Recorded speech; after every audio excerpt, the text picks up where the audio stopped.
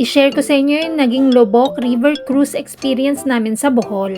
Pagpasok nyo pa lang sakay ng sasakyan ay bibigyan na kayo ng number at sasabihin nyo kung ilang tao kayo. Then yung number na binigay sa inyo ay tatawagin dito sa entrance. Magbabayad ka ng 1,000 per pax at bibigyan ka nila nito, nandyan na rin ang iyong boat number. Kapag ready na yung bangka nyo, papapasukin kayo dito sa entrance para makaakyat sa boat at merong mga sasalubong sa inyong maghaharana. Meron na rin kayong table number sa boat kaya hindi kayo mag-aagawan kung saan kayo uupo. Pumila lang kami ng saglit habang inaantay yung boat namin na mag-open. Excited ako kasi nung una ko palang nakita yung river, nagandahan na ako. Very organized din yung process nila dito kaya walang masyadong waiting time. Then hindi pa umaandar yung boat ay tinatanggal na nila yung mga takip ng food para ready nang kumain ng mga customer. Kasama na sa binayaran mong 1,000 pesos per pax yung lunch buffet. Ang nakahain dito ay mixed seafoods, veggies at karne. Nako, believe me, ang sasarap ng foods dito, yung alam mong hindi tinipid. At kahit marami kayong nakasakay ay hindi ka mauubusan ng food kasi agad silang nagre-refill kapag naubos. Kaya habang inaantay umandar yung bangka ay nagsimula na kaming kumain. Karamihan ng kasabay naming bisita ay foreigners, kaunti lang ang Pinoy. Gutom na rin talaga kami rito kasi marami kaming dinaan ng tourist spot bago pa itong Lubok River Cruise. Ayan o, hindi halatang gutom si Madam. Then habang kumakain kayo ay magsisimula ng umabante ang bangka. Kaya ang sarap na ng kain mo, nai-enjoy mo pa yung scenery kasi ang linis din ng river. Saka puro puno ang paligid niya, talagang napakaganda at napakatahimik. Habang kumakain nga pala kayo, sa bawat bangka ay mayroon silang live band. Sa buong journey ay live silang kumakanta. Na-enjoy ko rin ng sobra yung live band nila kasi ang ganda ng boses ng singers. If I'm praying for you, but what could toss it to if I ain't got you? Ain't got you, baby, you don't know what's like.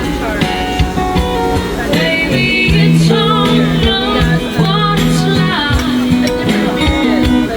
Love somebody, to love somebody the way I love you. Ang galing 'di ba? Sobrang dami pa nilang kinanta sila ng partner niyang lalaki. Then huminto sila saglit para magbigay daan sa mga kabataan na magpe-perform na nadaanan namin.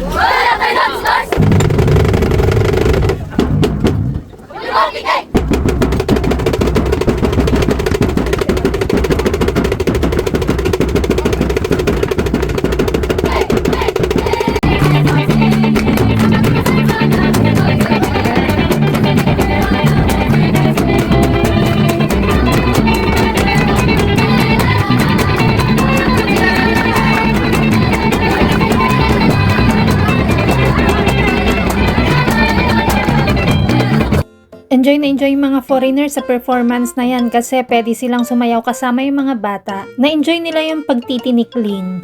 Kahit naman ako na-enjoy ko yung performance ng mga bata kasi complete costume sila, bigay na bigay. Alam mong talagang pinaghandaan. Ewan ko nga kung paano sila nakasayaw ng tinikling ay busog na busog sila rito. Talagang literal na katatapos lang kumain.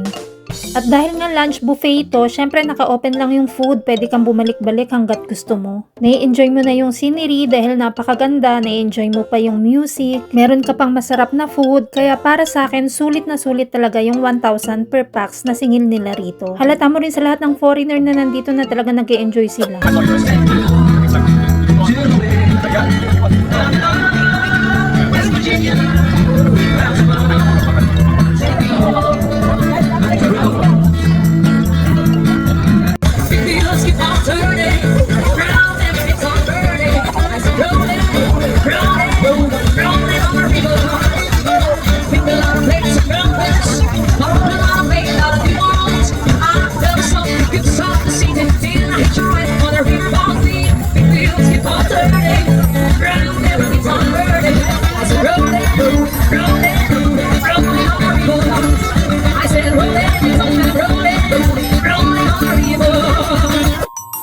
napuntahan ko na ang isang lugar hindi ko na gustong balikan ulit. Kasi sa dami ng tourist spot dito sa Pilipinas, marami kang pwedeng puntahan. Pero kung papipiliin ako kung alin ang gusto kong balikan, pipiliin ko ang Bohol. Gusto kong balikan ang Lubok River Cruise Experience at ang seaside sa Alona Beach.